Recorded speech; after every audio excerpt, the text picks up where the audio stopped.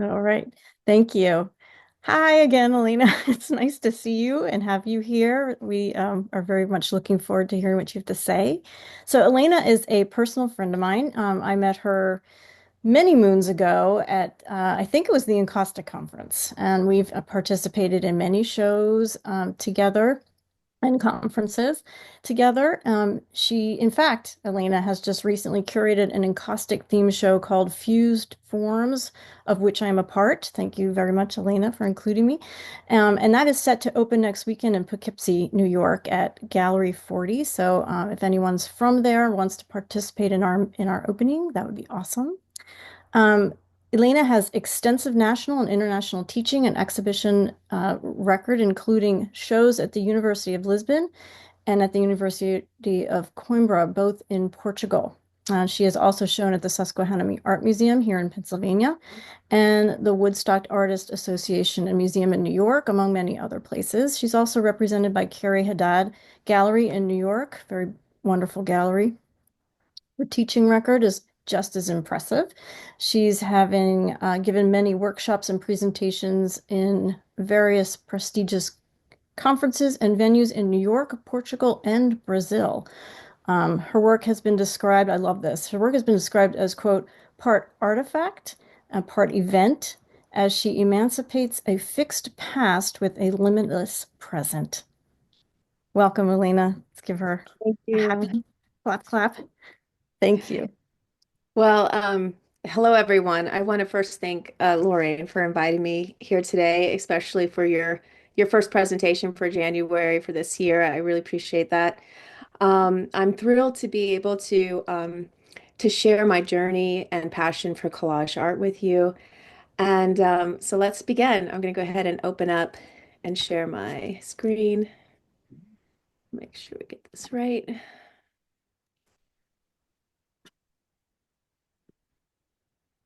Let's see if I can move this. There we go. How's that? Can everybody see the slide presentation? Perfect. Okay, so today I want to begin by sharing how my nomadic upbringing and exposure to various cultures has shaped my artistic voice, provide a brief history of the evolution of my work, and conclude with my current style of encaustic and cloth collages. My earliest childhood memories are from growing up on the island of Okinawa, Japan.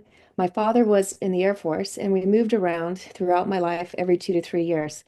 I was a very curious child, always collecting and gathering items from my environment. Red hibiscus flowers, shells, and Japanese dolls and kimonos. These are some of my earliest items I can recall collecting. My collection grew with family and friend letters, photographs, ticket stubs, special papers, postcards. And my grandmother would send handmade silk pajamas, crocheted blankets, and patterned dresses when we were stationed abroad. When I lived in Saudi Arabia, Bedouin jewelry and black abayas were added to the collection. Henna designs, Islamic art, and gold from the souks filled my imagination and gathered as memories to use for inspiration in the future. So, skip forward to the 90s. I attended University of Montevallo in Alabama, where I studied art. I loved merging different techniques together and experimenting rather than mastering just one method. So I explored photography, printmaking, ceramics, oil, acrylic, and watercolor painting. I was more interested in combining these mediums than mastering just one. So for my BFA review, I created a series of large collage portraits influenced by the artist Chuck Close. These passport portraits were a framework where I could experiment with surface, materials, and colors. I collaged wallpaper samples, coloring books, maps, tickets, cloth, and various paints, blurring the line between representation and abstraction. Let's see. All right, there we go. So here are two. This was my mother-in-law and father-in-law that was part of the BFA review.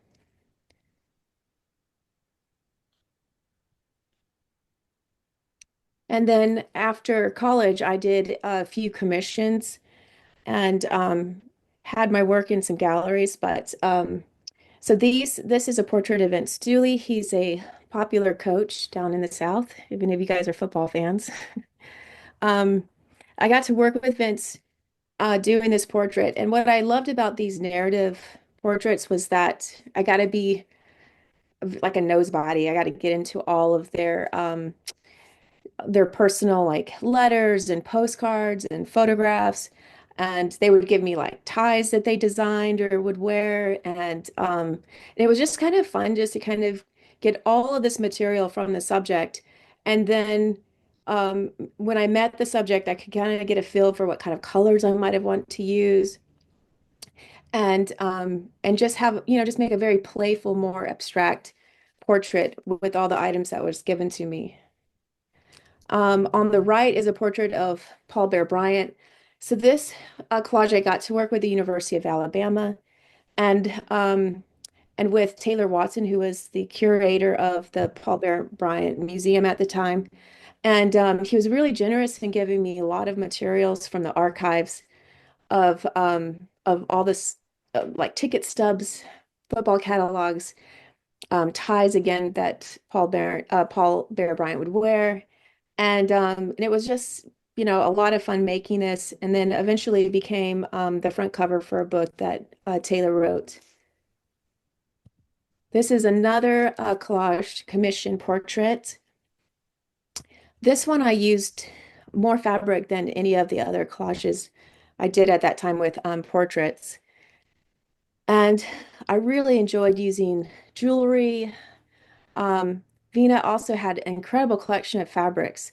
And I think this is kind of what got me into wanting to use fabrics even more in my work. I was always drawn to different materials and textures, and she had, this beautiful blouse that she let me cut up into this portrait. She had a fan. She liked to write poetry, so I cut a bunch of this poem that she wrote and put it on the fan. And I really enjoyed all the textures. And I kind of didn't want to be so tied down to an image. But I was thinking, I remember at this point when I was working on this collage portrait, I was like, how fun would it be just to kind of play with just the fabric or and less imagery? So 2006, I came across some encaustic artists, including actually Lorraine Glessner's work, Betsy Ebby, and Michael David. And at the time, I was collaborating with my husband on a series of artwork that visualized 9 poems exploring the grief of my miscarriage after years of trying to conceive. And Excuse me for one second, Alaina. yeah, It has to do with the previous slide. What is the depth of the portrait with the with the fabric? yeah. So these are done on birch panel, and they're a cradled panel. So they have about like a 1 inch um, poplar wood cradled on the back. And the actual surface is not really that deep of like the materials. Like just the folds of the fabric is going to be as, the depth of that actual painting, if that makes sense. Yeah, thank you. Mhm. All right, so I was pulling away from wanting to do portraiture and kind of going into a way to kind of minimalize or abstract the work. And this was like the first time I actually collaborated with my husband for an exhibition. This was in Georgia at the time, and it was a very personal project. Like I mentioned, it was 9 poems that my husband wrote, and then I would make a visualization of each one of the poems of kind of what kind of came to mind when I was reading the poem. And and I remember one day being in my studio and I grabbed some crayons in my iron from the laundry room and I began melting the wax onto this painting. Now, full disclosure, especially since Lorraine is here watching this, is that that is not how you do encaustic painting. And but at the moment when I was working on this series, it was all about kind of destroying the work. There was a lot of emotion and it wasn't about being tight and pretty and making these, really happy paintings. It was a lot of raw emotion. So it was kind of like I didn't care what happened to them. I just wanted to put all my emotion into this work. So the process was raw and unpredictable. The wax melted and spread uncontrollably pooling in thick, jagged textures and ridges that mirrored the chaos of my grief. So yet, as I worked, I found myself enthralled by the sculptural quality of the wax and the way it captured my emotions so viscerally. I promised myself that I would take classes to learn how to paint with encaustics as soon as I could. So fortunately, right after this, we actually moved to New York in 2008. And so I started to kind of tentatively take classes over at RNF Paints and also some online classes.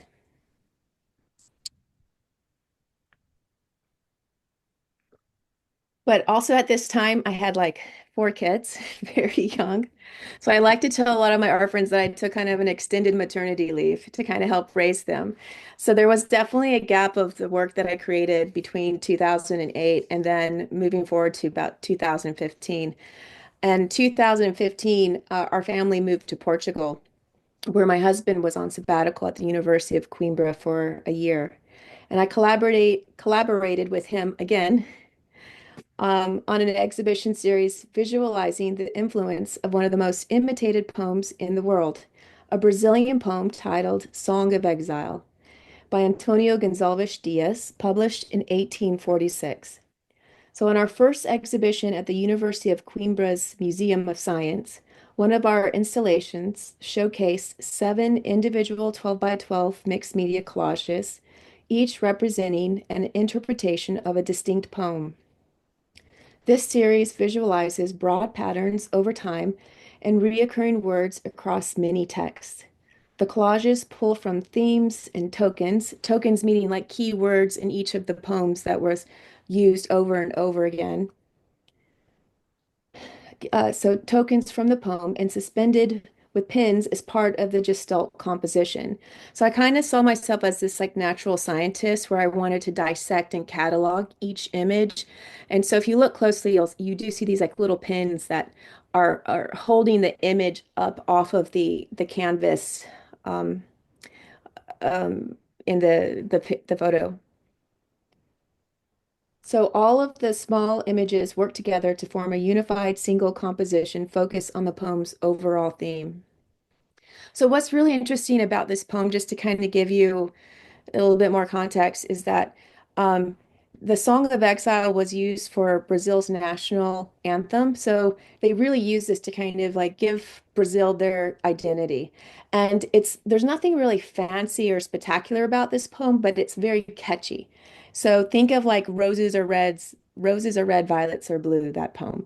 The first stanza starts with, My land has palm trees where the thrush sings.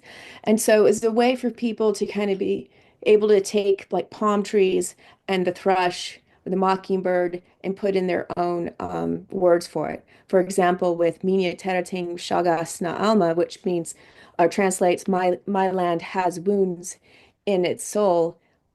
They would change out the wounds in the soul, or they would use like corruption, and there was a lot of definitely climate concerns in the last um, poems that we studied. That was an overall arcing theme in this work.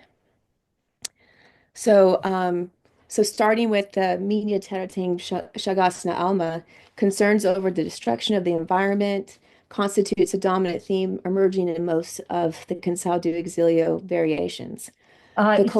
Whoops, Yes. excuse me one Okay. second. Who are Eloy Bocheco and Jose Poesia?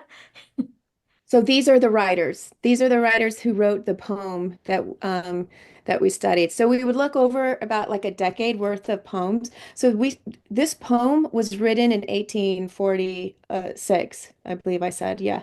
And no, I'm sorry, 1846. And so it's been imitated for like the last 170 going on 180 years and imitated. So we were looking at like each decade almost felt like it had a theme. And in this decade, and between 2010 to like current, a lot of the theme was on the climate, just burning down the Amazon and then, and then Petrobras, which was a big issue with the oil company collusion with the government. So those were some of the main themes that I was focusing on visualizing for this work. So, so again, back to the Minha Terting Chagas na Alma. The the composition forms a heart, representing the Amazon as a vital organ, and from the arteries grows the bronchulus branches in the lungs that approximate the limbs of trees. The collage is composed of images of deforestation and slash and burn practice. At the bottom of the heart, there is a cutout of a boy holding a sabia, a redemptive image proposed at the end of the poem, which represents hope amid a land torn apart. So the pen composition of each artwork, with fragments forming a larger image, represents both the physical and metaphorical dissection of Brazil's land and identity. This technique mirrors the ways of exploitation break down something whole into isolated, controllable parts. And then again, like in Utopia, like how I mentioned earlier, I focused on keywords like construction firms and thievery that build this visual narrative of exploitation. And Brazil's wealth and resources are sacrificed in the interests of of a large corporation. So, for example, with Petrobras that I mentioned earlier, it's embodied in here with these black oil skeletal fingers, and the text offers a warning of unchecked greed devastates the land as thoroughly as it corrupts the political ideals. These are two more of collages that I worked on this series. And what I love about the Miniatura Soting tanks, my land only has tanks, is that if you take this composition and you put it on its side, then it would be just a palm tree with roots. But when you shift it and you turn it onto the way you see it right now, then it turns into this weapon, into this, form of mode of destruction with the tank turning, like exploding with the palm trees. So I really enjoyed taking these images that I would pull from the internet and figuring out a very strong symbol or image that as a whole would really be powerful, impactful for the viewer.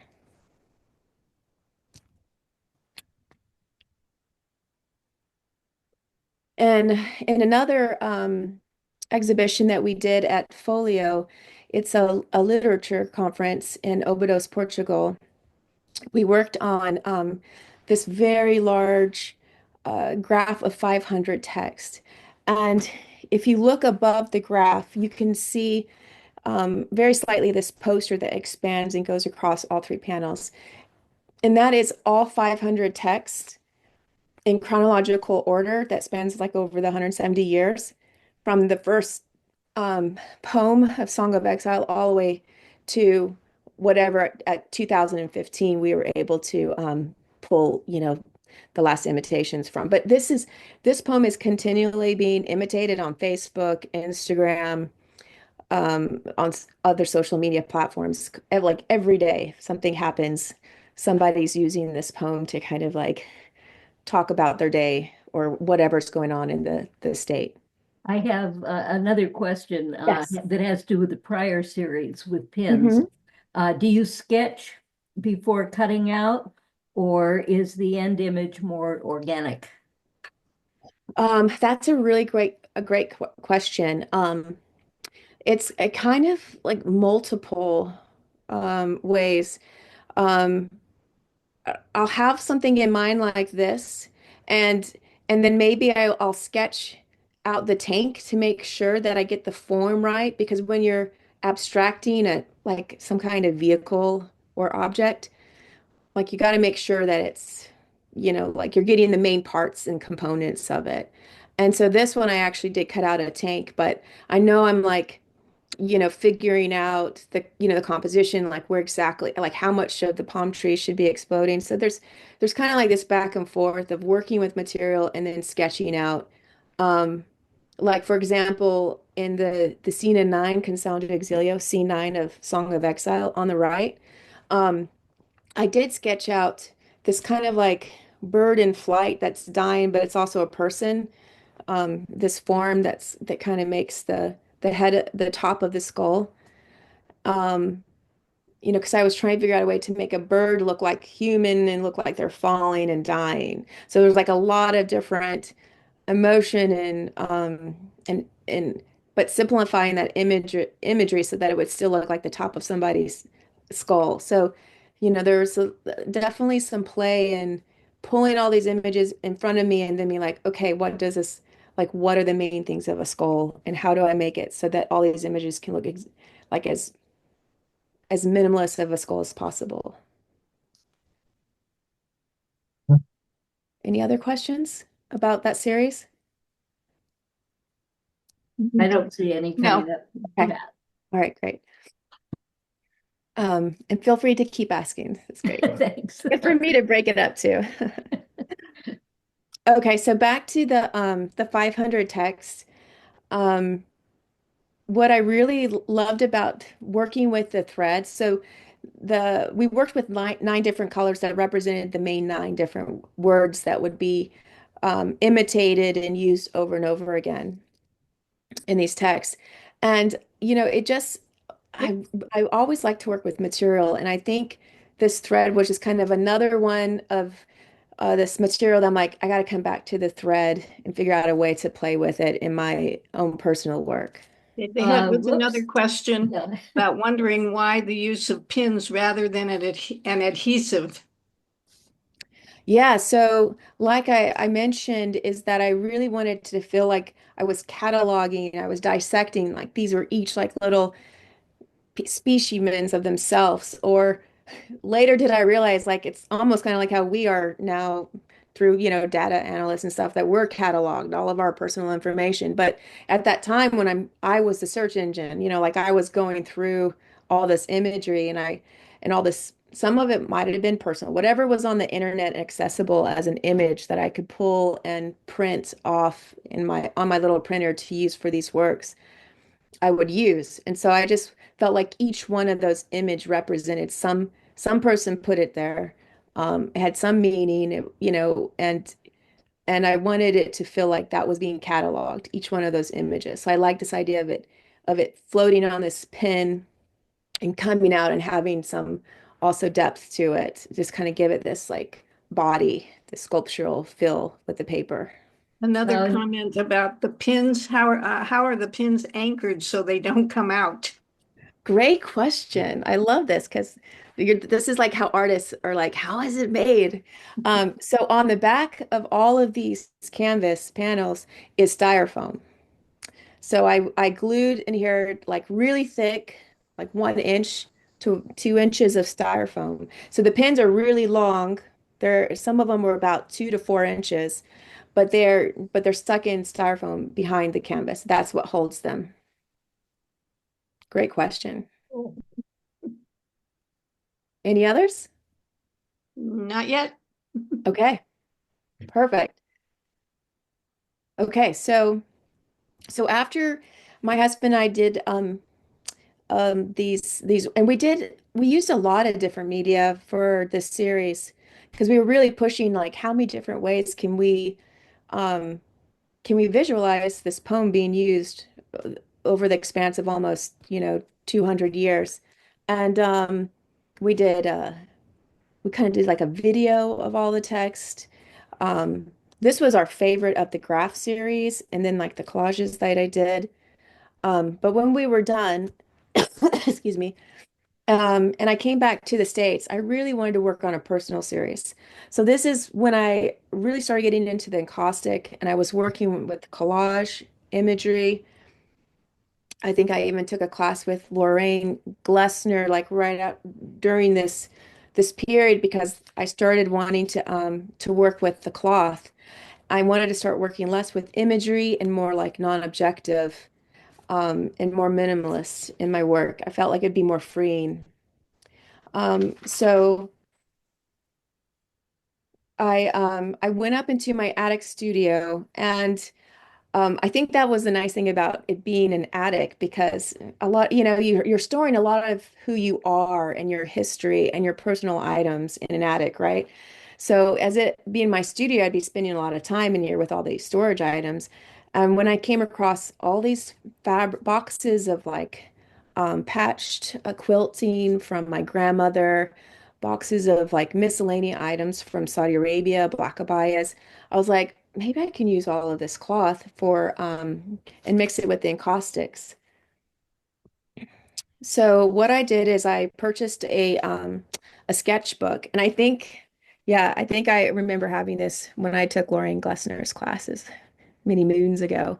But I took a bias, I took my grandfather's ties, and I started collaging and juxtapositioning them against each other, playing with this kind of like masculine and feminine, letting the fabric just kind of fray. Because I like this idea of it becoming wild, becoming its like own object, its own thing, and not have a reference of what it used to be, but it was something completely now new and organic. And then in the sketchbook on the right, I'm collaging some encaustic monotypes with the fabric. And this was just very experimental, just raw, just kind of seeing what happens when you put wax on top of cloth and paper. So once I worked on this for about 7 months, 6 to 7 months, taking some classes, then I started building up this collection and I called it the Remnant series. And and this is mo mainly encaustic and cloth collages on cradled panel. So this series it's a reflection of departure, both physically and emotional. Through fabric collage, I explore the process of shedding and reconfiguring. Layers of cotton, linen, religious garments, and salvaged fabrics are fused together, each piece representing the reconstruction of a new self. This process draws on a lineage of textile craftsmanship from my own family, whose heritage includes Austrian wool weavers in a guild renowned for creating loden green coats, the first performance fabric. The materials that I use, often torn, frayed, or fragmented, reflect the tension between breaking free from the past and maintaining a connection to its legacy. Beeswax sourced from the Hudson Valley fuses the fabrics, grounding the work in a personal sense of home and identity. So in each piece, I tell the story of departure, not only from geographical places I've lived, but from ideologies, social constructs, and inherited notions of identity. My work captures the continuous act of finding a place within myself as these movements, both physical and spiritual, echo across the surface of each collage. This is the journey of becoming, a reflection of the spaces between the past and the evolving self, where tradition and transformation meet. So I started Alaina, working. may Yeah. I ask a question? I'm sorry to interrupt, but I don't know how to put this in a chat. On the previous work with the encaustic, do you Mhm. consider, I don't work in encaustic, so I don't know much about it, but do you consider the material part of the adhesive process or part of the finished texture, or is it both? You know, why use that, or is it an enhancement of the material once it's applied? Does that make sense? Yes. So that's a really great question because even when I was younger, I would sew like clothes and remake things, but I never kept with sewing. And I think it was part like rebellious of me not wanting to be kind of, domestic. Like as much as I appreciate my grandmother and my mom sewing and making these quilts, was like I wanted to break away from that. I wanted to, so for me, I think the fusing or before that, I would be gluing all the fabric. I mean, I wouldn't sew it together. I felt like it was just like this, it was like making my own way of combining these materials together. And what I love about the fusing is there's this heat process. There's this burning, this fire element. Now, not that I'm using an actual torch and fire with the cloth because it's too delicate. Um, there are times when I'll use it right when there's only the encaustic, the wax. I'll use a torch, but with the fabric or papers, I'm using a heat gun. But this heating and cooling, this the process of having to be in the moment when working with encaustic, that to me like it grabbed my attention and it grabbed me in, immersed me in the work more than if I used like if I only just used glue for, kept doing gluing collages and stuff, if that makes sense. So the the wax is mainly like the process, the fusing of it, um, is what really kind of took me and kept me with encaustics. Does that answer your question? I think so. Yes. Thank you. Okay. So with these pieces, I was working a lot larger with the fabric, and I remember like studying and researching like these disruptions in the Earth's surface, such as like earthquakes, volcanic eruptions, and I became intrigued by the profound impact of these natural events. One earthquake shifted the Earth's axis and shortened the length of a day by 6.8 microseconds, a profound yet subtle reminder of the immense forces that shape our world. So this phenomenon resonates deeply with my artistic exploration of metaphorical shifts and personal experiences. I delve into the interplay of opposites, creating dynamic tensions and shifts in perspective. The solid, enduring forms of rock contrast with the fluid, soft texture of fabric, embodying the duality of permanence and transience. My work navigates the delicate balance between chaos and control, intuition and preconception, capturing the essence of profound movements and transformations. These shifts, collisions, mergers, and evolutions are central to my process, symbolizing pivotal moments of change. The tension between these opposing forces paradoxically evoke a sense of calm, inviting viewers to contemplate the balance and harmony that emerges from such contrasts. Through this dialogue of space and movement, my art becomes a meditation on identity, transformation, and the complex interplay of the human experience.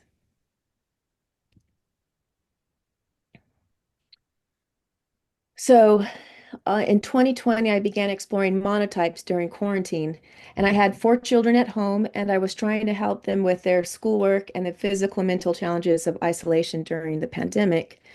And I didn't have much time for creating work, and I needed to find something that was playful and quick that I could do in 15-minute time frames. So I found that encaustic monotypes was perfect for this.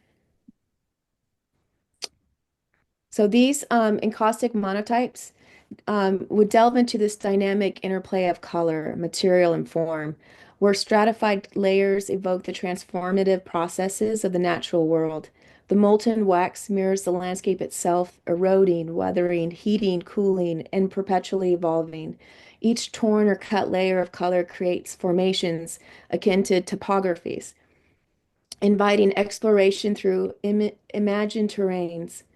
The translucent luminosity of wax contrasts sharply with the flat opacity of cloth, embodying a tension between fragility and strength, permanence and impermanence.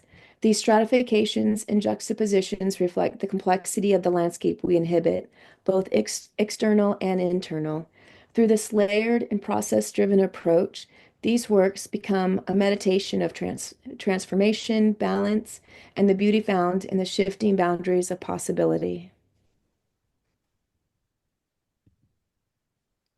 So these works embody a duality in its contrasting approaches to using encaustic monotype and cloth. Uh, Excuse me, someone is asking Mhm. you to describe how encaustic monotypes are made. So I assume you're going to talk about that. Yes. So at the end of this, I actually have a little video to show you how to make an encaustic monotype. So hold that thought. Sure that. Okay. Um, so some compositions are carefully constructed with balanced forms and intentional arrangements that evoke a sense of harmony and control. In contrast, other pieces embrace a more chaotic and intuitive energy with loose, expressive gestures and dynamic layers.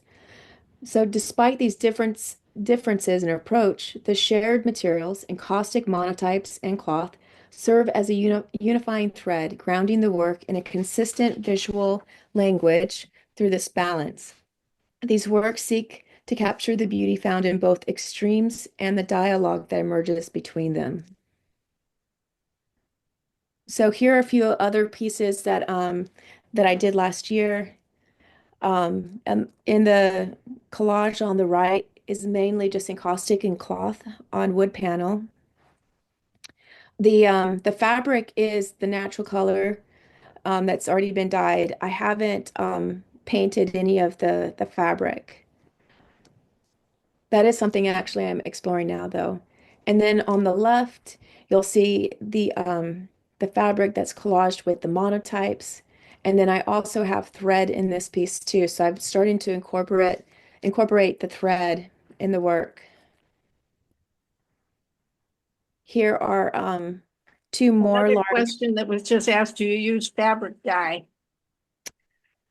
No, I haven't.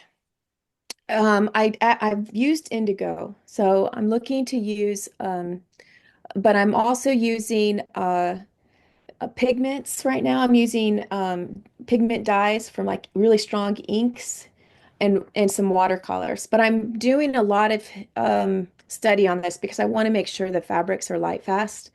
So this is something that's important because the wax doesn't have any kind of UV protection, and I can't spray some kind of UV protection over the fabric. So if I'm going to dye the fabric myself, I want to make sure that it's as permanent as possible with the color. So that's something I'm exploring right now. So it's taking a little bit of research to work that out.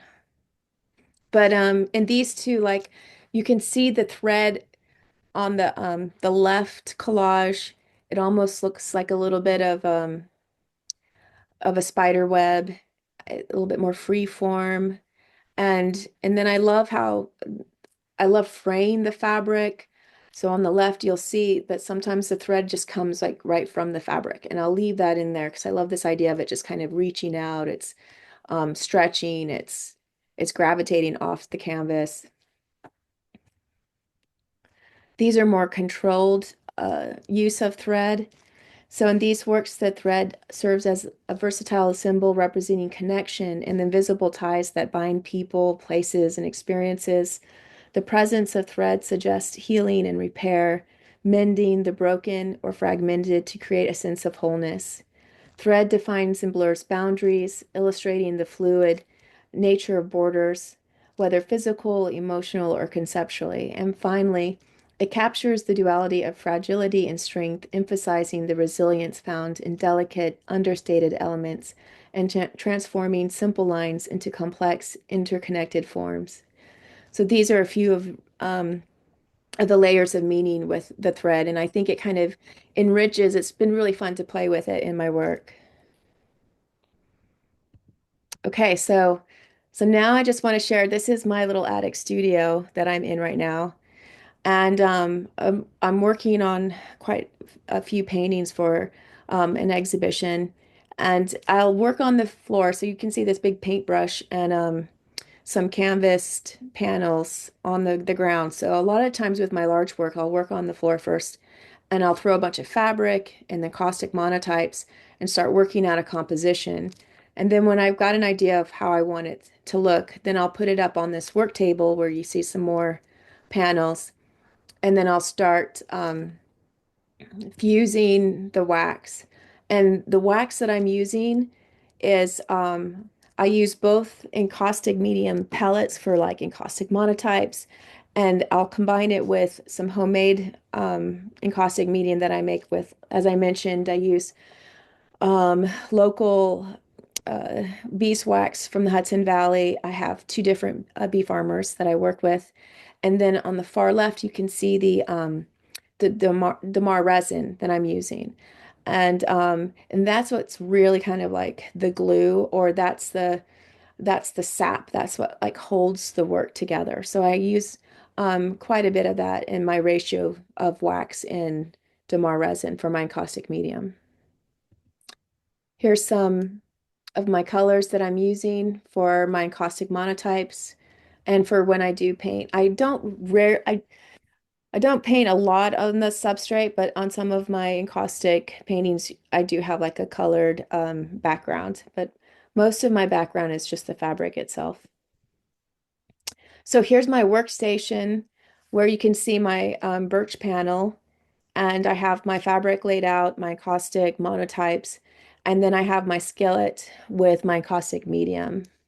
So I'll melt the encaustic medium, and then when you're working with encaustic, you have to fuse each layer of wax to make sure that they bind well, all the layers of wax. And so I'll put about 3 to 4 coats of wax on the birch panel, and then I'll start fusing the fabric in and then caustic monotypes. So here's my kind of reference board, you could call it. I have a magnetic board that I put all my little tins of color. This kind of helps ground me to know what colors I'm working with, what colors fabrics I have on hand, and also stacks of monotype encaustics that I have that would go with those fabrics. I also have some sketches of different folds in the fabric I might be interested. Um, Maybe how like I want the threads to kind of come in around of the piece. And this is just good to kind of ground me for when I'm working on a series so I can know exactly what to go back to for color reference and forms. So this is my Excuse me, what those strips of black that are holding the little containers, what kind of strips are those? so that's like magnetic tape. And Uh-huh. so I glued those onto the board. And then I think I actually had to reinforce them with some nails too, because it was really thick tape and it didn't want to lay flat. Thank you. Mhm. All right, so this is my new encaustic plate. I absolutely love this plate. Before then, I was working with a pancake griddle to do my encaustic monotypes. And so I was working on like, excuse me, like half this size. And when you're working with a pancake griddle too, a lot of times the heat will just toggle like extreme in the beginning or at different times. And with encaustic, you have to make sure you stay under 220 degrees because once the wax melts, it has a melting point and it goes above that, it can release caustic fumes. And that's why a lot of caustic studios and work stations will have ventilation. And so with this encaustic plate, it's fully digitized. So I can make sure that I'm staying at 200 or below. When I'm working with like really large containers of wax, I'll have it a little bit above 200 to melt the large containers. But when I'm working with encaustic monotypes, I'll be working at about 180-degree temperature on my plate. And I can put it exactly that that heat measurement into my little digital computer here, and then it'll make that encaustic plate that hot. And if you look at the two numbers below, you can see that it toggles between those numbers. So it toggles between 202 and 205, and 206 will be like the max heat it goes, and then it'll come back drop down between 205 and 202. But this a friend designed for me, and they're just incredible. They're very light. They're 18 inch by 18 inch, and it's been my favorite new tool in the studio. So now I'm going to show you how to make an encaustic monotype on this hot plate. So here I've already laid some encaustic pigmented paint onto the hot surface, and then I'll add some more titanium dioxide. Here's some indigo. And these are mostly all R&F paints that I use. They're just the quality is all milled paint and it's really high quality. And then once I have all the wax kind of pooling, then I'll get some different types of washi paper. I prefer a Kozo mulberry paper. And then I'll just drag it and pull it across all that melted wax. And that's how you get an encaustic monotype. All right, so thank you for allowing me to share my story and my work with you today, and I welcome any other questions that you have about the presentation or my process. Thank you so much. Oh, thank you. That was wonderful. Wow. Yeah. Would you mind repeating about the encaustic? The ink that you use? I'm a little bit, just repeat for me this little Oh, video? this with the so I'm using like I'm using these like little blocks of encaustic pigmented wax. They're well wax encaustic medium, and they just have different pigments in them. They're painted. And Uh, this is what I'm using for I'm melting it directly onto the hot plate. I see. Okay, thank you. That Mhm. well, that was mind blowing. Thank you so much. It's a lot to take in. You, Yeah. Elena. Well, and the fact of all of your personal feelings and discoveries tie in with it. It makes it very dynamic and interesting, and the work is, beautiful. Thank you. Thank you. Uh, Alaina, are your children at all interested in the art? And do you give them small like exercises or projects to do also? Yeah, that's a great question. So, I remember during quarantine, my youngest daughter came up here and she wanted to make a encaustic monotype.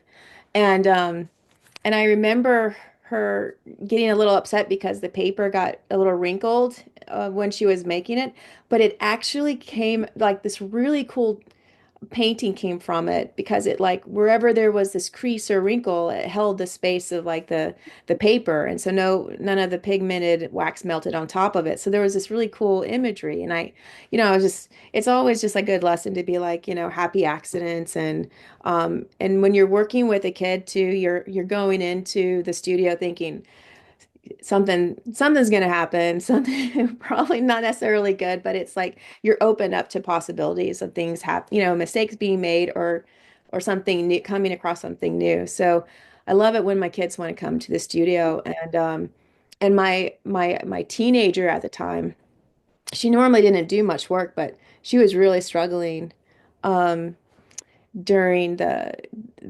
isolation period was really rough on I found on my teenage daughter. And so it was a great way for her. She did all these murals and paintings that was very emotional of just kind of getting things out. And so, I really appreciate that. I don't, a lot of times I don't necessarily see them becoming an artist, but I see this kind of openness to creativity in all of its expression kind of coming through them, which is, it's pretty exciting as a parent.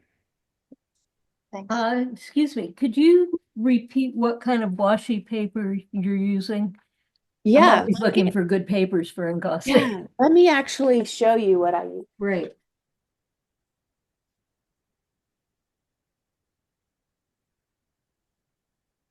So there's I'm going to show actually one other.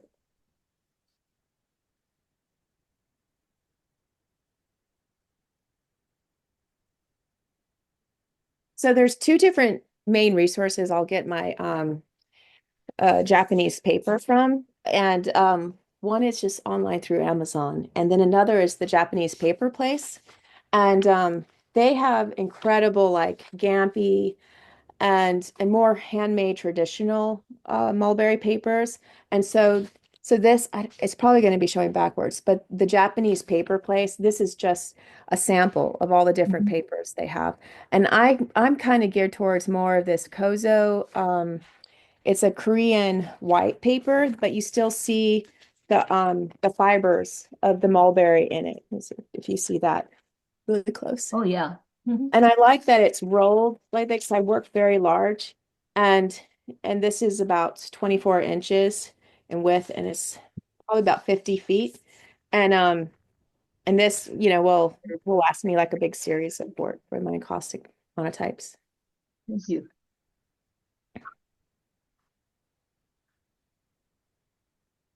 Anybody else have questions for her at this time?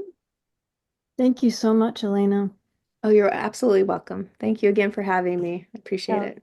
really interesting to see your evolution from from your collage from a collage standpoint. I'd never seen those earlier collages that you were Yeah, doing. it was difficult finding some, especially the one where was my first encaustic painting, like done Mhm. all wrong. I wasn't sure if I could find that one, but I did. I was so glad 'cause it'd be fun for you guys to see that.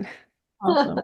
Okay, we had in the chat, Penny put that there's a place in Culver City called Hirami, Hiromi, that specializes in Japanese papers. Thank you for sharing that. It's always good to find another resource. Where By is the it? way, the chat will be on the website, so you can see everything that we put in there. Oh, good. Okay. Fantastic. Thank you. Any last questions or comments for? Thank you again. It was Thank you. marvelous.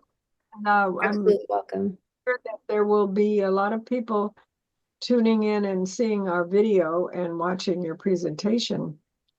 And we will remind them to do so. Well, moving on. I'd like now, we have two parts left, and I want to hear announcements from members and from all of you. But first, we'll have Suzanne and Patrice again introduce new members and ask them to tell about themselves if there's anybody available. Suzanne? Okay, I know that Cheryl Stradling is with us today. I don't think the other two members are that Kira Evans. I don't think so. Anyway, Cheryl, would you like to say a few words about yourself and if you have something you'd like to show us? Sure. Yes, I can do that. So I also live in Southern California, but I live south of Riverside. And we have had some fires here, but nothing like what you suffered with in LA. So my heart goes out to all of you. My brother lives there too, and they didn't have to evacuate. They were fortunate. But I've been a collage artist probably for a number of years, but I've joined your group because I really want to explore it more. And I feel like that is where my work is taking me at this particular time. And I've done a lot of different types of things, played with different types of materials, but I think I was always really kind of an abstract collage artist because I do like to experiment with things and I don't plan things ahead very often. So I'll show you one thing that I've done recently playing with. And let's see if I can get this up where you can see it. And this is a number of altered papers and pictures cut out of magazines. I'm exploring more now, doing my own photos of buildings. My father was an architect, and I've always been fascinated by buildings and how the interplay with the man-made structure interacts with the natural world and how we can change that and see it in different ways. So this is kind of what I'm working with right now. Closer to the camera for us. Put it a little bit closer to the camera, can you? Oh, okay. And then move it up and down, yeah. Yeah, that's down and here we go up. Down and up. I love it.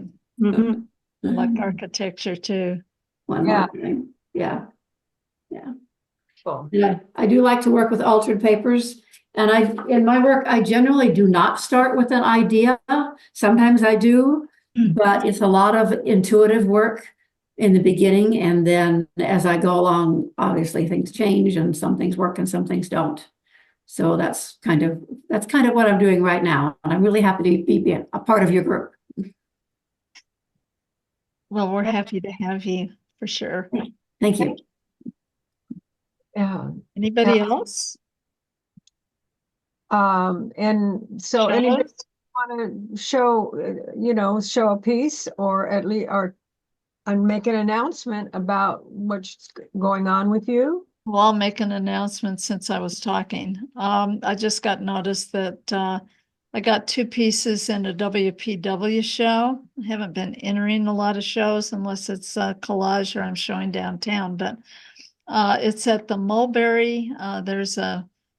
It's a two-part. You could either be just virtual or actually show your work at it's in Sherman Oaks. I don't even have the information in front of me, but the reception is, I think, February 1st. I don't know if Toby is still here.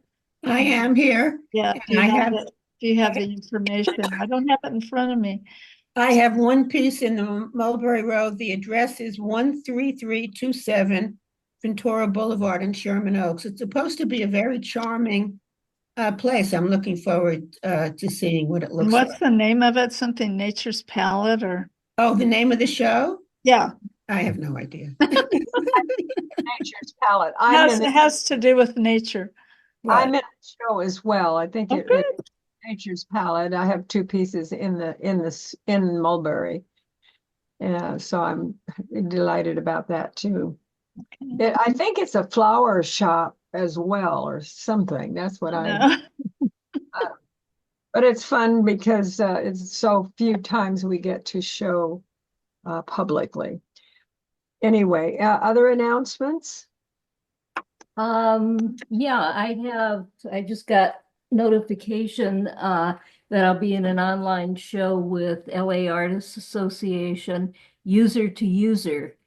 And I'm about to, I'll put the link to take a look at it in the chat as soon as I find it.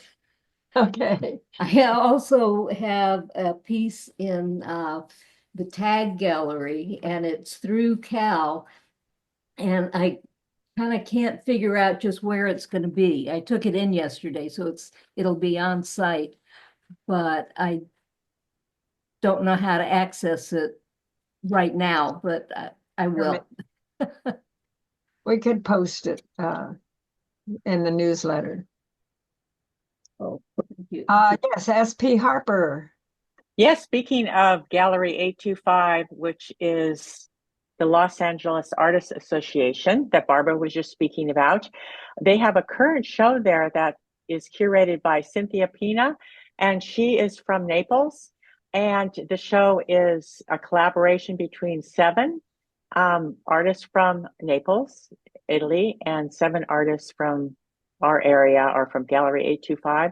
And she juried me into the show, and we just had our opening, which is on 825 La Cienega last Saturday, and we'll be up for a month.